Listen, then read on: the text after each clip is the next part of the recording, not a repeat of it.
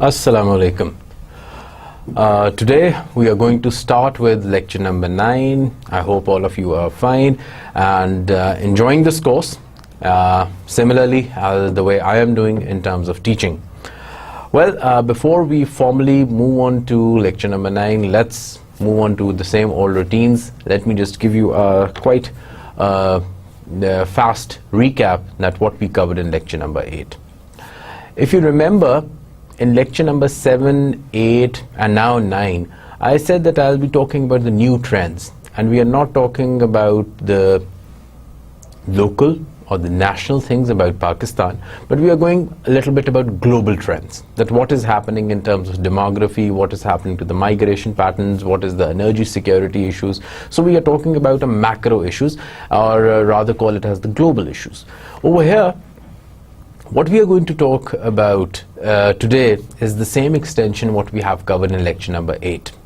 And in lecture number 8, we introduced a term that was resource security versus resource scarcity. We know that resources are scarce in nature.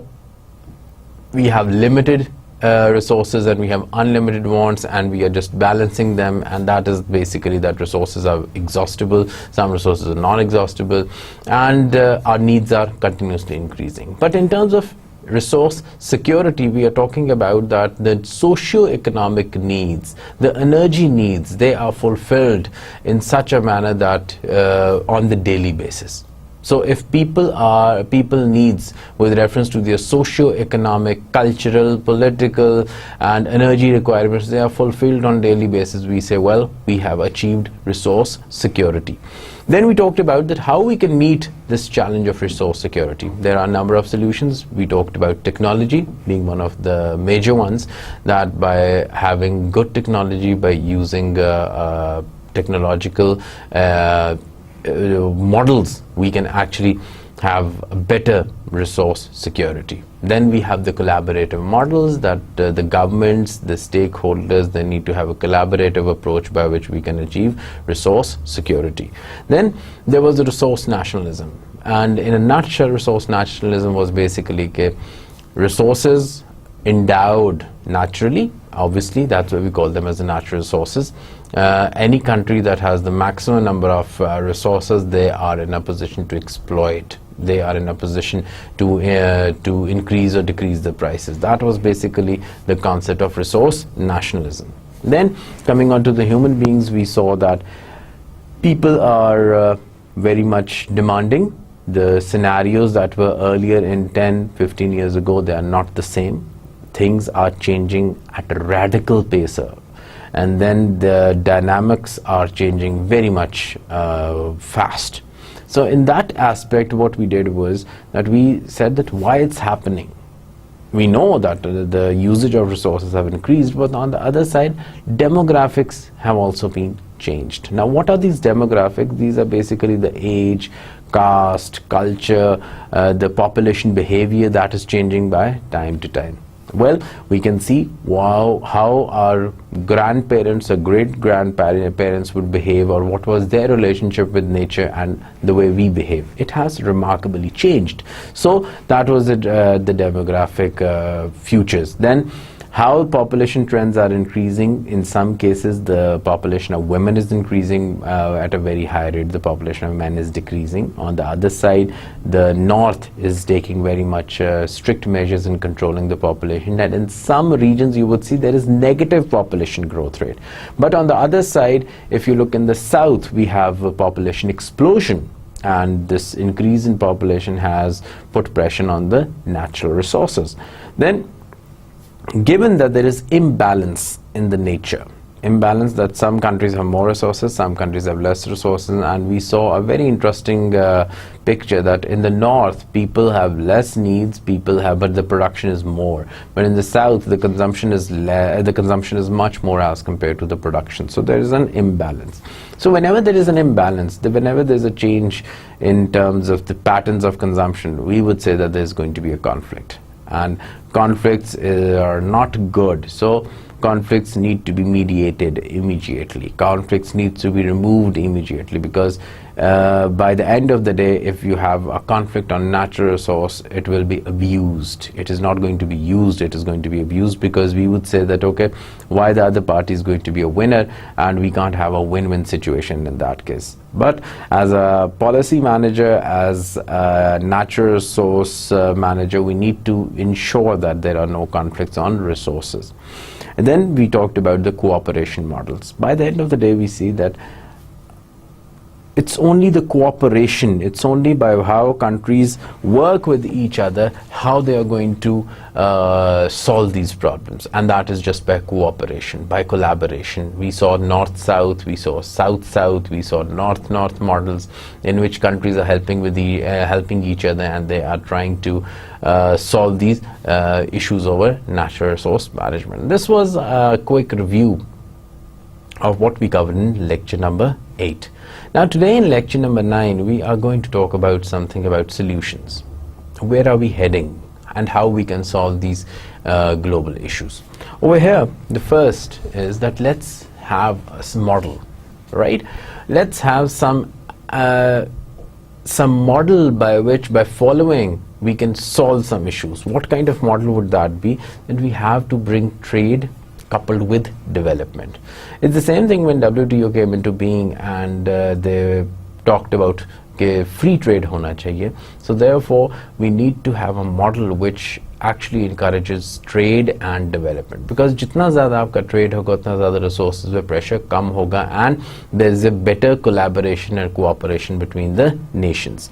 And we have to have an environment which actually facilitates such model, theek hai, and which there is open free trade. And remember, there is another terminology that we now use कि जब आप free trade कर देते हैं, there are poor nations that are going to be exploited. So हम कहते हैं जी नहीं, don't talk about free trade, talk about fair trade. ठीक है? So fair trade is somewhat more acceptable, लेकिन in some pockets, लेकिन ज़्यादातर we are using free trade.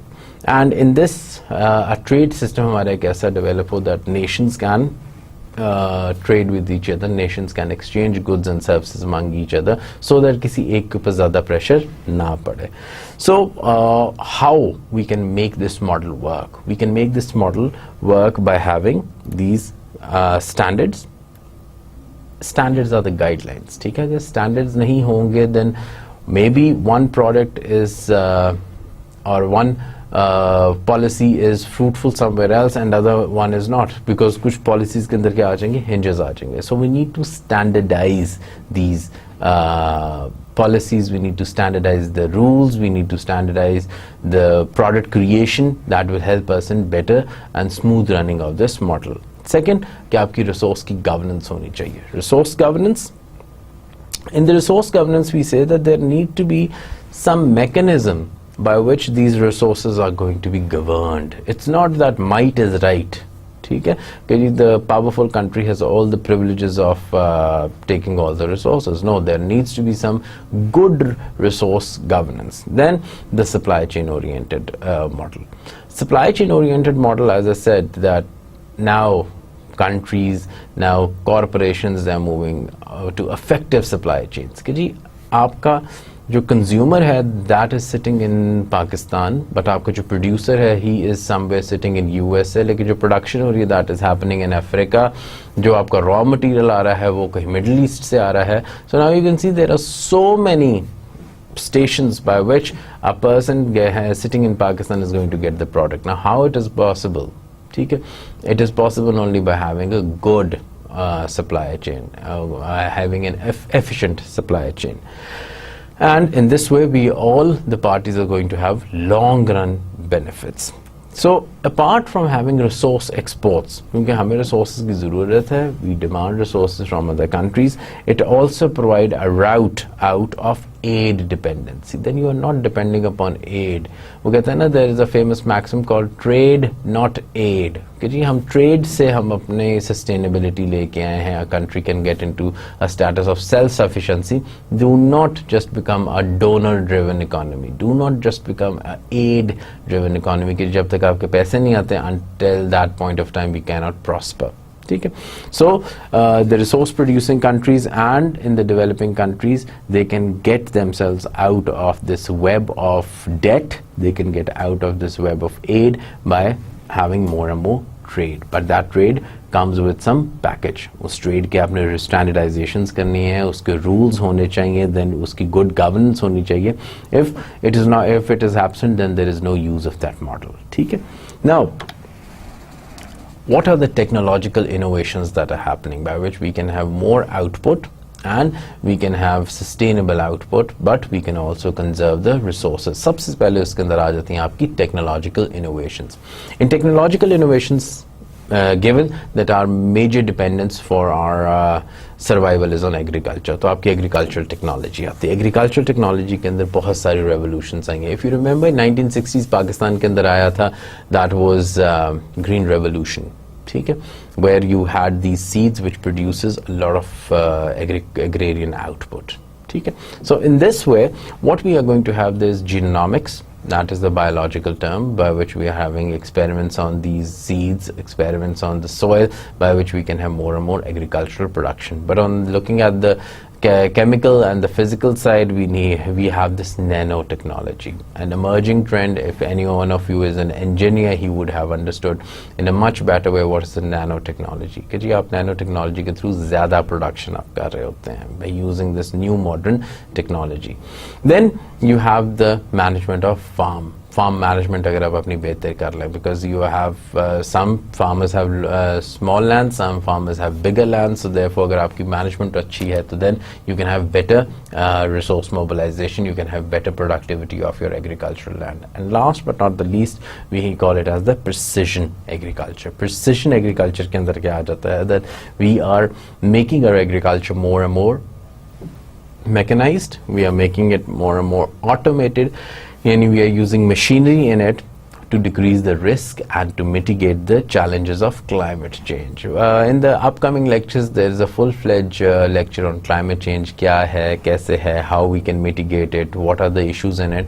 But I am not going into details in today's lecture, but I am just saying कि climate change की वजह से क्या हुआ है, आपकी agricultural production definitely affect हुई है. If you look on the web, if you have read a number of articles in the past few months, newspaper में आ रहे थे कि that increase in temperature से आपका जो sowing time था और जो आपका reaping time था वो change हो रहा है.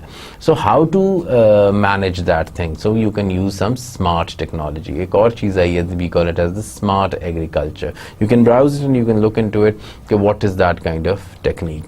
Then after agriculture, what are the technological innovation is that energy is the basic input for our agriculture. Energy is very much required. Now what we are trying to see, Pakistan is a very energy deficient country. We do not have much of energy. अब उसके अंदर हमें planning की ज़रूरत है, and energy किस तरह से generate हो रही है. If you remember my second lecture, hydel है, thermal है, solar है. So there are different forms by which we can have more and more energy. लेकिन energy dependency भी आपकी increase होती जा रही है, because as production is increasing, we have more dependence upon energy. अब energy के लिए क्या करें? That we have to go for the unconventional. We should go use more and more technology to exploit these reserves of oil and gas in an economic and viable manner. उसके बाद आपका क्या आता है, नया आ रहा है concept, that is the shale gas, SHALE shale gas. USA के अंदर अभी they have started exploiting, and because they do not have sufficient reserves of natural gas. So natural gas से फिर वो shift कहाँ पे कर रहे हैं, shale gas पे कर रहे हैं, and it will not only वो जैसे कहते हैं it will create an energy deficit, but it will affect their trade also. So they have started looking out for alternatives. If natural gas is going to exhaust, let's go for shale gas. Then apart from this new technologies, obviously we have dependence upon oil. Why I'm giving the examples of USA? Because that is the biggest consumer for in terms of oil. So US की जो domestic oil production है, that has increased through the exploration of difficult to access oil deposits. So वो जो deposits थे, because it had difficulty to exploit them, you just go and explore them and develop mechanisms in economic and viable manner ताकि आपकी ये जो dependence upon oil है वो आपकी ख़त्म हो जाए. Then this could lead to substantial reduction in energy dependence on overseas suppliers. अब जिस तरह we are going to explore the natural resources in our own domains, in our own region, अब उससे क्या होगा कि हमारी जो dependence है on foreign resources वो क्या होती जाएगी, कम होती जाएगी, and that will make you more sustainable, that will make you more self-sufficient. और globally अब क्या हो रहा है कि ये जो we are shifting towards nuclear, we are shifting towards wind, we are shifting towards solar energy, and it is saying that it will the mix will reach to 25% by 2050. एक और आपकी technology आ जाती है, we call it as carbon capture and storage. I'll just simply tell you कि carbon dioxide, ये जो हम climate change की भी बात करते हैं कि जी climate change हो रहा है, why? Because the planet is becoming warmer. It is basically because your carbon emissions are becoming higher. अब कार्बन जैसे जैसे इंक्रीज हो रहा होता है, we use to study very simple science जो हम पढ़ा करते थे, and that was that we inhale oxygen and we exhale carbon dioxide.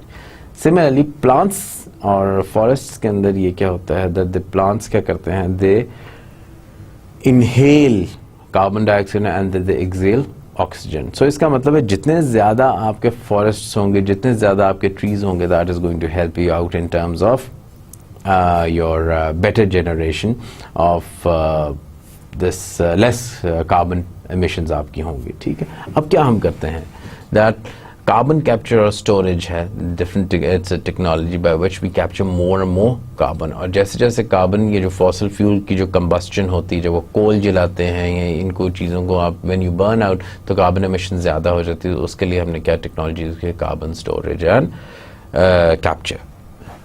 Now comes your artificial photosynthesis.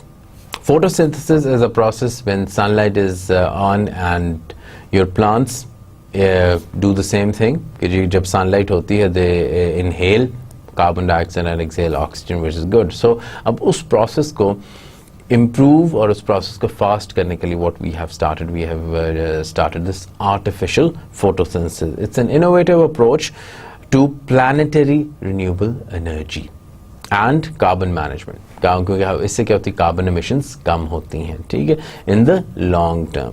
अब वो क्या करता है, it provides an alternative energy to both fossil fuels and biofuels. ठीक है, इन दोनों फ्यूल्स के लिए it is an alternative energy. और ये जो आपका ग्लोबल आर्टिफिशियल फोटोसिंथेसिस का जो प्रोजेक्ट है, it is very much valuable and it is helping in terms of your carbon management and it is improving your productivity. दूसरी जो टेक्नोलॉजीज आ जाती हैं उसके अंदर आपकी क्या आती है, जियो इंजीनियरिंग. जियो इंजीनियरिंग के अंदर we have this number one graphene. Last year there was an article in Economist and they talked about that the next big revolution is the graphene revolution. अब graphene revolution क्या है, that you don't need space. ठीक है, what I can do is that I can fold ये जो the television आप देख रहे हैं on your computer screens when you are viewing this lecture, after the lecture is finished आप computer को wrap करें and it will just turn into this thing, into a small thing. So graphene एक ऐसा material है that can be folded, that can be changed its form. So कहते हैं जी next revolution आपकी graphene revolution आ रही है. और अगली जो आती है they talk about is the 3D printing. Now technologies are there and we have seen them, we have read about them, but the unfortunate thing is that there's gap between the developing and developed worlds in terms of the usage of technologies. अब हम क्या कहते हैं कि we say that there needs to be a process of technological pollination. In technological pollination, what we are saying is कि technology का जो flow है, that would move from developed countries to developing countries. So it's not that just only the developed countries reap the benefits of technology. It's also the developing countries जहाँ पे आपका exchange होता है, exchange of ideas होते हैं. अभी जब हमने last time मैंने आपको बताया था अफ्रीका के अंदर and Brazil, which are exchanging these, which have made these action labs जहाँ पे आपकी technology transfer हो रही होती है, ठीक है. So इस technological gap को हमने कम करना है, तब आपकी बेहतर resource mobilization और allocation हो सकती है. अब how to do it? That transfer of knowledge and technical capacity would do much to assist latter in terms of meeting the resource challenge. जितनी ज़्यादा आपकी information और आपका जो transfer of technology होगा, आपकी technical capacity increase होगी, उतना बेहतर आपका system होगा. Now while we are talking about these intellectual property rights for innovations, एक और reason है why these developed countries are a little bit scared and they don't give you this technology all at once, because of weak intellectual property rights. In the developing countries, yes, it's very right that our intellectual property rights are not that developed, they are weak. So therefore, the developed countries are a little bit scared कि जी अगर ये आ गई तो what these people will do, they will just imitate it, they will make a prototype and they won't use our product and they will start using their own product. They will start using their own technology which they have just copied it, और फिर हमें क्या हो जाएगा, losses होंगे. So ये जो innovations होती हैं, अगर आपके अच्छे intellectual property rights हैं, तो that will help in terms of technological progress. But in the developing countries, they are not as good. So ये तो हो गया technological transfer की बात. बाद में क्या है, और गैप को हम किस तरह कम कर सकते हैं? By having joint research, by having technological collaborations, technology parks हम बना लेते हैं, industrial parks हम बना लेते हैं, in which जहाँ पे developing and developed countries, they both collaborate with each other and they have this exchange of ideas, and developing countries get the fruits of this technology collaboration. Now the next part comes कि हमने crisis की बात की थी. एक तो crisis multiple हैं. There is not one single crisis. If I ask कि जी पाकिस्तान की क्या problems हैं, none of you are going to just point out one problem. There are going to be so many problems. कुछ political problem में चल जाएंगे, कुछ economic problem में चल जाएंगे, कुछ social problem में चल जाएंगे, कुछ कहेंगे जी international agency की problems हैं. So problems are so many. So we agree that there are multiple problems. लेकिन जो second आपकी issue आ जाता है कि these multiple problems are acting or they are affecting us simultaneously. It's not that we are working in isolation. एक problem आती है, we tackle with it, फिर हम कहते हैं okay, the case is solved, now move on to the next problem. No, this is not as happening.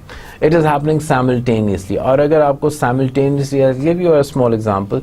If one person is beating you, pain फिर भी बर्दाश्त हो रही है. If all of a sudden a mob start beating you, then I think you are going to die. So therefore, हमारे भी developing country में problem एक नहीं होती. There are so many problems कि ये planner के लिए एक challenge बन जाता है. And remember, natural resource management की planning जब हम करेंगे, it is not going to be done in isolation. There are going to be so many stakeholders. There are going to be so many other simultaneous issues that are going to arise. For example, अगर मैं forest की conservation करता हूँ तो मेरा income level कम होने लग पड़ेगा. Sorry, not conservation. If I start preserving the forest, क्योंकि forest किसी ने नहीं काटना, तो people whose livelihood depends upon forest, they will become poor. So simultaneous problem, poverty increase होगी, nature के आपकी preservation ज़्यादा होगी. So we have to develop a policy, we have to manage the resources in such a manner that this balance stays there.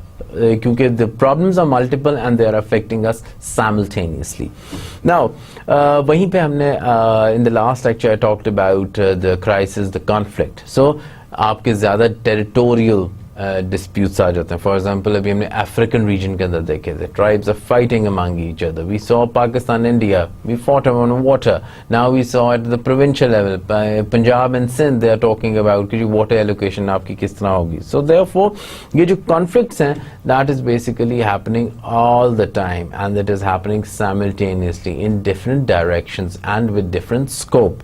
So in conflicts को क्या करना है, हमने रिजॉल्व करना है. और हमारे इन रीजनल क्राइसिस की मैनेजमेंट के लिए we have to address these crisis. And इसके अंदर जो मेजर the literature says कि another issue by which another issue by which this conflict can be removed or by which these crises can be tackled is with the help of donors and NGOs. वो कहते हैं जी इनका unbiased view होता है. They want to work, they want to resolve these conflicts, so they play a very important role in terms of conflict resolution. Now, in terms of characteristics, in the previous lectures you might have heard कि हमारा जो system था, जो state का था और फिर citizen का आया, it has changed. Now, a few months back, a report was published in Pentagon Urdu.Video in which they said that one of the emerging dangers is that citizens are becoming more stronger as compared to state. अब state किसी ज़माने में बहुत strong होती थी. बादशाह जब भी कुछ कहता था, all the citizens or all the people of his kingdom had to follow it. But now, with this new technologies, with this internet democracy, with this transparency of information, with accountability, with access to information, roles क्या होते जा रहे हैं, थोड़ा से change होते जा रहे हैं. Now, this citizens, they are becoming much stronger. That is the point that I am trying. State and citizen, a changing relationship. इन दोनों का जो power relationship था, अब इसमें क्या होता जा रहा है, change आता जा रहा है. I'll read it for you. States will need to consider dramatic changes to economic development models if they want to retain role of main source resource provider to citizens. अब state को अपना role change करना पड़ेगा. State has to introduce new development economic models. They can't just like work on the old conventional development models, क्योंकि अब आपकी approach change हो गई है. अब जो power है, now it is shifting towards the citizen side. अब जो current जो pressure points है वो क्या है? Number one, globalization. Earlier I was living in isolation. I had no clue कि what is happening in the next wall. लेकिन अब just sitting here, holding my phone, I can tell you what is happening at this point in USA. ठीक है? So globalization has increased. Social cohesion, exchange of ideas, exchange interaction, social interaction, that has increased remarkably. Then there are global governance. शुरू में we weren't talking about, we were just worried about the forest in my backyard, or where forest, not in the forest, I should call it as, I was just worried about my lawn in my backyard, I was just worried about just forest in my region. But now we are talking about the global governance, क्योंकि problem क्या है, मेरा नहीं है, problem हम सब का है, and we all of us, we want solutions. So there is tension. There is conflict between resource allocation, already covered, and there are alliances. जो states की boundaries होती हैं, उनके अंदर क्या आते हैं, yeah, you have to develop a collaborative models. तब आपका ये relationship sustainable होगा. तो ये किसने करना है? I can't just go on the border of India and I can say, okay, forest, let's manage it. Or I can start as an individual, as a citizen of Pakistan, I can't just go on Siachen Glacier and start talking to Indian Army and saying, okay, well, glaciers are melting, let's do something, let's change our positions. No. It's the state who will be doing it. लेकिन क्या state पहले इस तरह सोच रही थी या नहीं सोच रही थी? That is the bigger question. So state has to change its dynamics. Now, एक और नया concept आया mega cities का. I'm sure people who are engineers, they very well know what is the concept of the mega cities. The growth of mega cities challenge existing state structures and may gradually displace them. उनको वो change ही कर देंगे.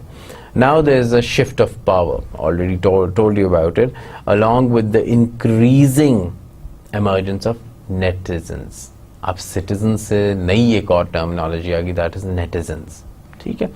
And they could assist in irresponsible behaviors of state and open to debate for resource management. Netizens हैं, net के ऊपर browser हैं, आप blog करते हैं, you have your voice, you tell people you are against some of the views what government is saying about any resource allocation. So ये जो netizens की जो एक generation है, इन्होंने क्या किया, इन्होंने ये policy dialogue के dynamics को change कर दिया है. जो power जो state के पास होती थी उसको वो change करते जा रहे हैं. अब in order to achieve this, what do we have? Citizens should be informed. They need to be informed about the way in which the state manages global resource competition and local impact. Citizens कहते हैं we need information how you are managing these resources. ठीक है, उनको inform आपने करके रखना है. Then greater transparency and accountability would lead to more equitable access to resources and could do much to maintain the legitimacy of the state. So transparency and accountability can help you in terms of the legitimacy, in terms of the allocation of these resources. Later on, now we talk about, let me just read it for you. The global market is the best means to ensure the sustainability of resource availability. Okay? Providing is built on normative framework, including transparency, fairness, and democratic principles. If you remember, I just talked about standards. Having standards means कि हमारे पास कुछ rules and regulations होते हैं, और अगर आप इस global market में वाकई, if you really want to manage these global resources, what you have to do, there needs to be transparent. ठीक है, there has to be fairness. It should not कि if the country is rich, तो सारे resources उसको दिए जाएं. ठीक है, and it should be following the democratic principles. Like every person over here has a voice, they have a value. उसकी जो बात है उसको value किया जाए. It should endure the participation of all actors. Remember the planning models we talked about कि participation लाज़मी है. How can I make a water policy if I have never even seen कि जी water की problem क्या है आपके area में? I am sitting in my air conditioned office and I am developing all kind of these notions कि जी ये देना चाहिए, but I haven't experienced it. The better way would be that I go to the region, I go to that area, start talking to people, get their inputs, and then develop some mechanism. So therefore, आपकी जो capacity building है वो increase होनी चाहिए, and participation of all the actors, it should ensure कि जी आपका क्या होना चाहिए, उनकी participation हो, so that we can have a better response. ठीक है? Then better information, if the information is good, and enhanced cooperation among states would be needed to achieve this ideal global market. अगर आपके अंदर कोई collaborative approach नहीं है, we cannot have a global market. One of the key questions in the 21st century is how can states achieve effective and equitable, ठीक है, equitable global governance. ठीक है, हम ये governance जो है, ये management है, हम at the global level हम किस तरह achieve कर सकते हैं. अब इसके अंदर क्या करते हैं कि United Nations, an independent body, and the non-governmental organizations play a significant role, but उनकी क्या है, कुछ limitations हैं. अब इसके as compared to UN, the nation states have still the dominance. The states have a very dominant characteristics as compared to UN. We can see a common example कि United Nations say कि जी आपने ये काम नहीं करना है, but do states agree to it? States can easily counter them. States can easily nullify their actions. So what we do is कि एक हमें नया किस्म का global governance regime चाहिए, which could establish a balanced resource supply and demand. वही resource और demand और supply को हमने क्या करना है, balance करना है among the sovereign states. But what it is going to require, that is going to require the revision of UN system. Even the global policies that are being made, और जो United Nations treaties बनाई हुई हैं, जो इनके MOs हैं यानी modus operandi हैं, the way they work, it has to be revamped because they are old. They are not tackling the new challenges. They are not tackling the emerging trends that is happening in the natural resource management. आप क्या करें कि आपको उसके अंदर क्या include करना है, जो non-traditional security issues थे. It hasn't been revised yet. ठीक है, जो हमारे your non, for example, food security, it's a new issue. ठीक है ना, food security पे होना चाहिए, आपकी energy security होना चाहिए, आपकी climate change, it should be in the mandate, because climate change, remember, it is not for just one country. Every country on the planet is going to be affected by that, and we can have a better policy making process if NGOs are involved in it. Why NGOs? NGOs के बारे में ये कहा जाता है that NGOs are basically the non-state actors जो कि क्या करते हैं, they are working for the welfare of the people. That's why जब आपकी conflict resolution होती है, जो कि policy making process, तो उनका input ज़्यादा important है, because they actually remove these hurdles, and they have a better bridge between the state and the citizens. ठीक है, citizens और state के दरमियान वो एक bridge का काम करते हैं. अब NGOs क्या करती हैं? They have their lobby groups. They play an active role in terms of helping the government making the decisions on resource governance. For example, climate change के ऊपर. In Pakistan, we have so many institutes who are working on climate change. So many NGOs who are working on climate change, who are advocating that this is a threat which is much more stronger as compared to the terrorism in the country. However, problem ये है, अगर NGOs हैं, they are working, अब problem क्या है उनके अंदर? They lack capacity, तो उनकी हमें कैपेसिटी बिल्डिंग करनी है. Sometimes they lack funding issues, उनके फंडिंग इश्यूज होते हैं, ठीक है, एंड इन सम सर्कल्स उनके लेजिटिमेसी इश्यूज होते हैं. That why a third actor comes in your area, start working and start telling you what to do. So उनकी जो लेजिटिमेसी के हैं, that is also one of the issue. अब जो governance of resources है, उनको हम किस तरीके से स्ट्रेंथन कर सकते हैं?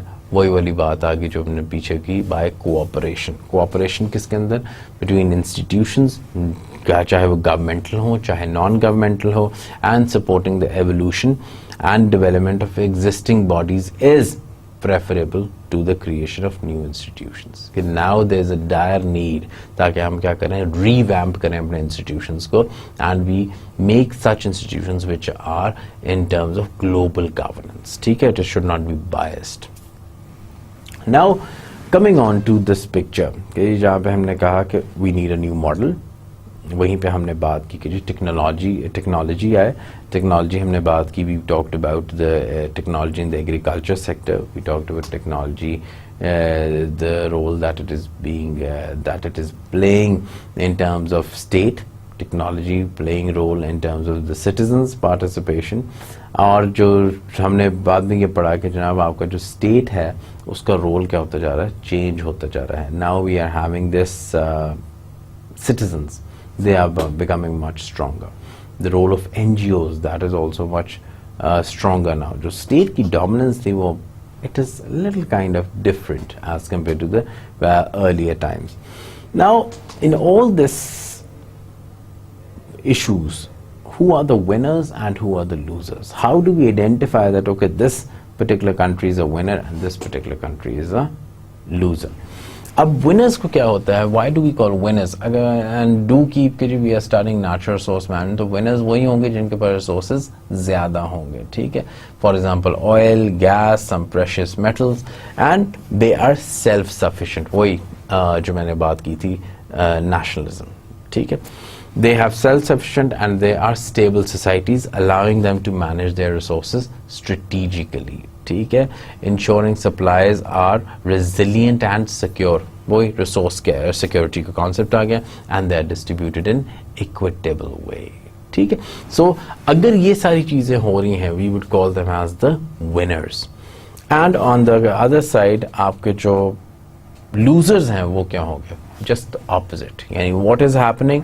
That there is rapid exploitation of natural resources. There is too much population. There is dependency on the natural resources. We are importing all these things. हमारा trade तो हो रहा है, but हमारा जो trade हो रहा है, that is going in deficit. And because of all this, what happens? कि आपके जो winners हैं वो winners तो हैं, लेकिन on the other side जो दूसरी category हो जाएगी, we start calling them as the losers. अब if you ask anyone that why you failed in the exam, he or she is definitely going to say, I failed in the exam but because I haven't worked hard. Second reason may be that I failed in the exam because I haven't understood. But if you ask them that do you want to pass, do you think any person would say कि नहीं, I would love to fail, please अगली दफे मुझे आप fail कीजिएगा? No. Losers want to become winners. Developing countries want to become developed. But what stops them? What are the hurdles? Now, these hurdles are multiple. ठीक है, अब सबसे पहला आ सकता है geographical factors. Geographical factors में you can say that Pakistan के अंदर, given that there are Balochistan is biggest in terms of the area, लेकिन वहाँ पे development क्यों नहीं आई? क्योंकि उसका जो geographical positioning है, जो उसका geographical region, the environment is harsh. As compared to Punjab, agriculture हो रहा है, the human capital is much more sophisticated. How? Because the geographic factor that is stopping them. Then there is absence of strong aspiration. ठीक है, उसके बाद there is limited strategic capability, यानी planners कम है, and we have this counter attack from the winners also. Do you think winners would like losers to become winners? No, they would prefer that you always stay a loser. On the other side, developed countries would never let you be developed. They will always let you be like to have you as a developing country. Now, one remedy could be zero-sum game or zero-sum approach. Game theory हम पढ़ते हैं micro economics में, और वहाँ से हम क्या बात करते हैं, आपकी zero-sum approach होनी चाहिए in terms of resource security. अब आपकी क्या होते हैं उसके अंदर, your individual states could take collaborative action. Matching, ठीक है, you collaborate with each other so that आपका regulatory system आया, वो same rules बने, standards बने through resilient approaches. ये भी ना हो कि आपका daily change होता है, and this system should be transparent. आपकी accountability होनी चाहिए, and the tools encourage losers to become winners should be carrots, not the stick. There are two approaches. One is a carrot and another one is stick. Carrot is a positive incentive, stick is a negative incentive. So we can have better management of resources if we use carrot as a policy rather than stick. I should not be penalizing or I should not be scaring you. Rather, I should make you realize that what is important and how it can help you. हमें सिर्फ positives की तरफ जाना चाहिए. हम जब climate change भी पढ़ेंगे, I'll tell you that we say it's the humans who have to be blamed. But on the other side, humans are the ones who are going to take us out of it. So do not say that you are bad. We can also say that, well, you are the one who is going to solve the situation. So there has to be a positive vibe. Do not just always come up with a negative vibe. Do not just show the stick. Show the carrot also. Show some positive incentive. Now, state का क्या response होता है? ठीक है, state has to be responsiveness. State को एकदम react करना चाहिए. Mega cities could share information about challenges and solutions. Cooperation between mayors. Pakistan के भी अंदर एक मेयर सिस्टम आया था, ठीक है, of these mega cities would assist, generate top-down measures and improve the access of citizens to the resources. Government ने करना है, ठीक है, गवर्नमेंट का ऐसा होना चाहिए कि स्टेट इतनी रिस्पॉन्सिव हो that how to deliver you the right goods and services. We have to integrate actors from multiple political and social levels into policy making process. Policy maker अलहदा नहीं कर सकता. It has to be a joint process. Then this would create pressure on accountability from the grassroots. और फिर जितनी ज़्यादा आपकी participation होगी, people at the grassroots level, then they would also ask about कि जी why this thing is going wrong. लेकिन अगर आपने कभी उनको कोई forum दिया ही नहीं, there is no platform where they can raise their voice, then state is dominant. But it has to change. It has to come to participatory approach. Then जो government के अंदर होते हैं, we call them as the civil servants. Civil servants कुछ mechanisms devise करते हैं for the efficient allocation of natural resource. For example, England के अंदर एक system हुआ that is known as the traffic lights system, especially for food and water. And presently England के अंदर ये use हो रहा है to show nutritional value of food on food packaging. क्या उन्होंने फूड के ऊपर जो भी आप पैकेट खरीदते हैं उसके ऊपर लिखा होता है कि आपके अगर इफ यू ईट दिस इतने ज़्यादा आपको वो फ़ायदा होगा. सिमिलरली सिविल सर्वेंट्स की ड्यूटी है when they are and the roles of policy makers, specially when they are developing policy for natural resources, they should always give a positive benefit rather than telling about the negative. Now you need to have establish a social voting regime. वही democratic आपकी approach होनी चाहिए in which a referendum could take place after 4 years on resource governance. Now it's not just political, it's environmental or political. ठीक है, environmental political issues जो आ जाते हैं कि भी उसके अंदर में हमें क्या करना चाहिए, there has to be referendum ताकि हमारी global governance हो. अब आ जाता है economic growth. Every country loves growth. Every country wants to be developed. Now how they are interpreting, or one of the broad and easiest way of measuring any country's economic growth is taking their GDP. ठीक है. GDP is basically one of the measures to measure the economic growth of the country. However, there are other factors which provides insights to the potential of growth. वो कौन से हैं? If you remember कि जो human behavior है, that is very crucial. ठीक है, that keep on changing. If you like to have today, for example, drink X, you can't say that every day you would like to have drink X. It will change. You might shift your preferences. For example, Japan का पर जब ये triple tragedy आई, तो what they did was that they have said that okay, we are not going to use this nuclear energy. Germany went out. Germany has started closing their nuclear plants because they say, well, इसके dangers ज़्यादा हैं. So when you are talking about growth, the growth in terms of when you are making such decisions, that is also helping in growth. ठीक है ना? That is also building your national character.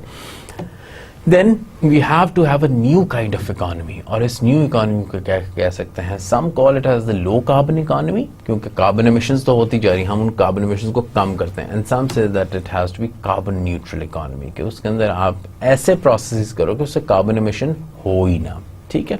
Then the role of middle class. अगर आप किसी economy की development देखें, there is upper class, middle class and the lower class. Upper class is always enjoying the luxuries. Upper class is always the chosen one. They are the classes. The middle class is the masses, and even this the lower class. But जब भी आप development की बात करते हैं, the development is always brought by middle class. एक बड़ा interesting parameter है कि if you want to see कि भी growth खत्म हो रही है या आपके demographic change हो रहे हैं, if your middle class is shrinking, if your middle class is finishing out, then इसका मतलब है कि आपके मुल्क में development अब नहीं होगी, because it's the middle class. एक अमीर आदमी को तो आप कुछ भी दे दें, he is always happy, he has no worries, he hasn't no tensions. और गरीब, he is always thinking about roti kapda makan, not anything more than that, because all his consumption is on basic needs. But on the other side, if you look at these middle class, they are basically the revolutionary class, which move from which is trying कि जी मैं middle से upper के अंदर move कर जाऊँ, and in order to move from middle to upper, they have to make a lot of efforts. They need to be working hard on it. So middle class का role is very important in terms of economic growth. And China के अंदर there's a large amount of middle class. Now technological solutions, we already covered it कि जैसे जैसे आपकी technological development होगी, that will help you in terms of more efficient growth. Then balance within the economy between manufacturing and non-manufacturing countries. यानी दोनों के अंदर क्या होनी चाहिए? बैलेंस होना चाहिए. Don't just say कि I am going for industry all the time. Industry से क्या होगा? आपकी carbon emissions ज़्यादा होगा. Well, you should also have agriculture. Similarly, I'm not going to have this always giving these tenders, always giving these EOIs just to one company. Let other companies come. Let they compete, and then you will see a healthy competition. It will lower down the prices. और आपके resources की management ज़्यादा बेहतर होगी, because दोनों की क्या है stakes उसके अंदर वो दोनों के stakes उसमें involved है. ठीक है? Now interconnectivity. After looking at the role of state, now we talk about interconnectivity. Perspective and actions for future resource security. Future की अब हम बात कर रहे हैं, ठीक है? अब in order to maintain this balance, in order to keep things in balance, for example, oil हो गया, gas हो गया, food, fisheries, इसकी क्या होनी चाहिए? एक systematic approach होनी चाहिए. It cannot be done in few वो जिसे कहते हैं अगर आपकी approach systematic नहीं है. UN and they should collaborate officially. ठीक है? आपके जो प्राइवेट सेक्टर है, आपका पब्लिक सेक्टर है, आपकी सिविल सोसाइटी है, आपकी NGOs हैं, ये सारे क्या करें? कोलैबोरेट करें, क्योंकि हर एक का पॉइंट ऑफ व्यू फर्क है. लेकिन अगर if they are going to collaborate in a better way, so that changes the perception, that develops more interconnectivity. एक और जो हम दो सेक्टर मेजर होते हैं किसी इकोनॉमी के अंदर, one is the private sector and another one is the public sector. अब प्राइवेट सेक्टर के अंदर ये होता है दैट वी फील कि जी private sector is more efficient and we say कि जी गवर्नमेंट सेक्टर के अंदर काम नहीं होता, that is the public. But when we are talking about policies, private sector can not develop a policy for the whole country. It's the government who is developing the public policy. So the role is very crucial. अब उसके अंदर क्या करते हैं कि we need to have regular interactions between private and the public. अब इनकी जब तक regular interactions नहीं होती, they can't sort out the problems, they can't identify the problems, they can't get into a good policy making process. So the collaboration और ये जो expert meetings हैं, you just call them, you just tell them कि क्या क्या इसके अंदर issues हैं, and then it has to be solved together. One person cannot solve the whole thing. Now, resource scarcity. Now I'm talking about resource scarcity. Crisis should not be exaggerated. Again, a common issue is कि जी हम उसको बहुत ज़्यादा exaggerate कर देते हैं. Competition of states does not necessarily lead to conflict or war, as long as they highlight the necessity for cooperation to ensure higher resource security. Well, energy security, food security, and now this environmental security. Now platforms for resource producers and consumers should be established. Yani how you can connect the buyer and the seller by having their connection, by having their collaborative planning, by having collaborative decision making, and it will help you to reduce the resource related vulnerability faced by both producers and consumers. Now, resources को जब हमने ये भी हमने last lecture में किया था, जब हम resources को मैनेज करते हैं, it should be managed on different levels. एक लेवल पे आप सारे resources simultaneously मैनेज नहीं कर सकते. So we need to develop the 3 levels. और वो levels कौन से हैं? Global, ठीक है, by which all the countries are getting affected. Number 2 is your effective leadership, that we need a leader, how we can actually solve this problem.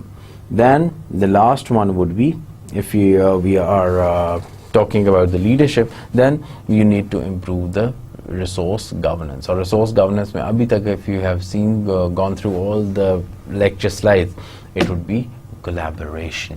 By working together we can make it happen. If we do not work together, then there will be issues. अब जो future study हम research कर रहे हैं, you, me as a planner, if we are in some policy institutes, so हमें क्या करना चाहिए कि जी आपको promote करना चाहिए, and you need to have these strategic alliances. SA हम इसको कहते हैं, strategic alliances होने चाहिए.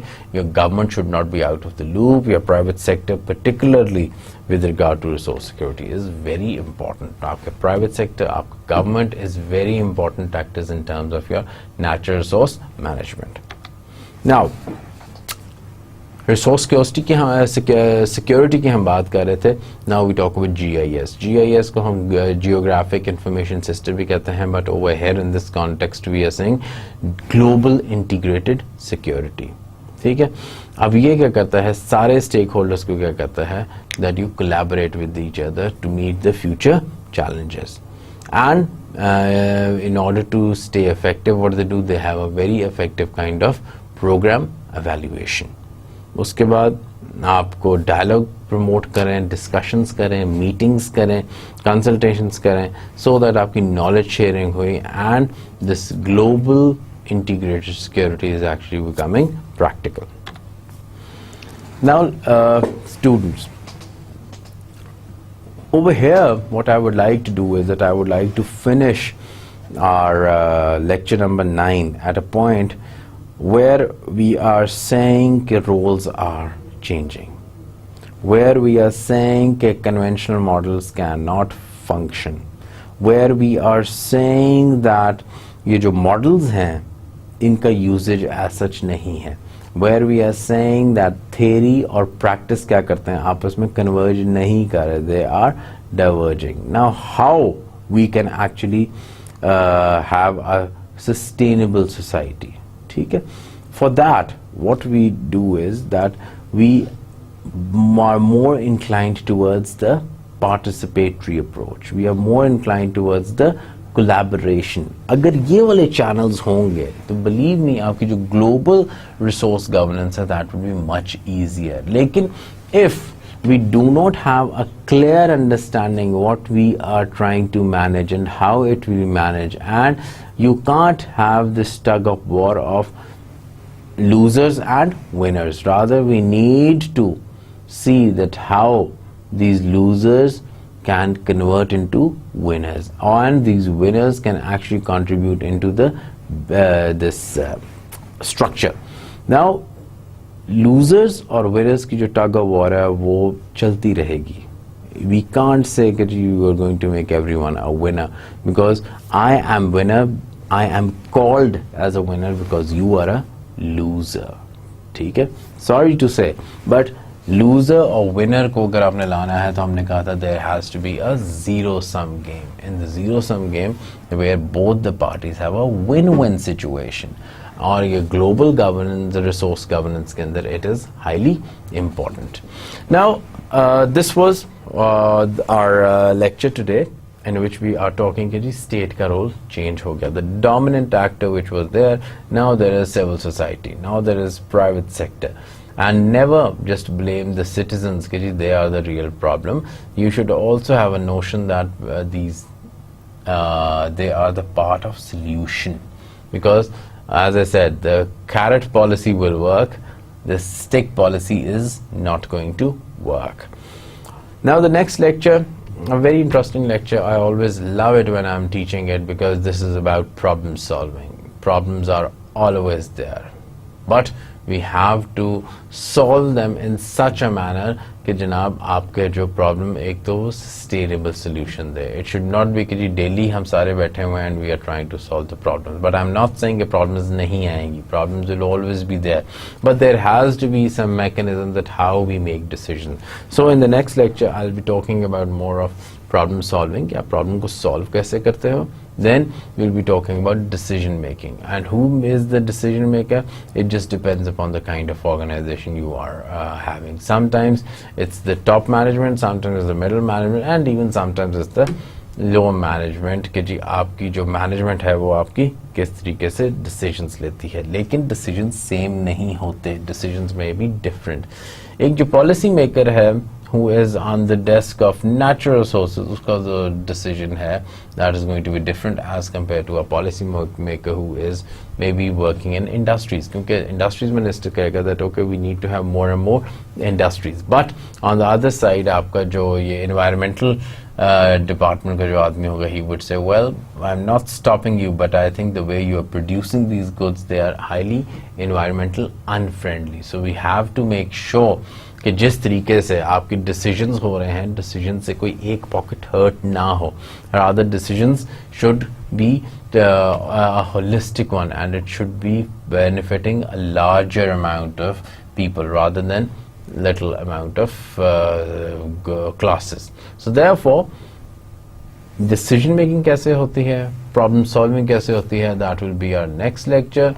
In the meantime I would request you that okay go through this lecture, read the slides and understand, because इसी में आपके सारे solutions आए हुए हैं. Solutions in a sense कि हमें करना क्या चाहिए when we are thinking globally what shall be done by having to in order to govern these natural resources.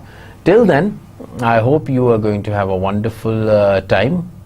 Keep reading, keep posting the interesting comments, and I will see you next with the next lecture that will be on problem solving and decision making.